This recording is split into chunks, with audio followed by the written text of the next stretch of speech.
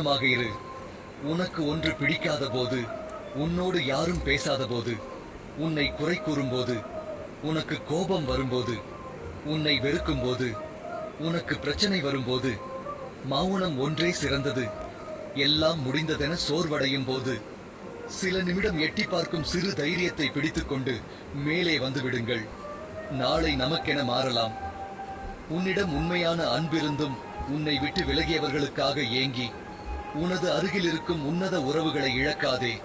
அனைத்து மனமும் ஒன்றாக இருப்பதில்லை. சந்தர்ப்பமும் சூழ்நிலையும் நல்லவர்களை கெட்டவர்களாக்கி, கெட்டவர்களை உத்தமர்களாக்கி நிற்க வைத்துவிடும். ஆனால் உண்மை ஒரு நாள் உலகறிய வெளிவந்தே தீரும். அப்போது யார் யார் எப்படி என்ற மாயையும் விலகும்.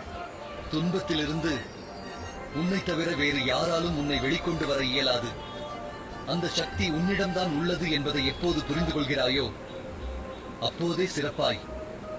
உன்னிடம் என்ன இருக்கிறதோ அதற்கு நன்றியுடன் இரு. ஏனெனில் இங்கு பலர் எதுவுமே இல்லாமல் வாழ்க்கை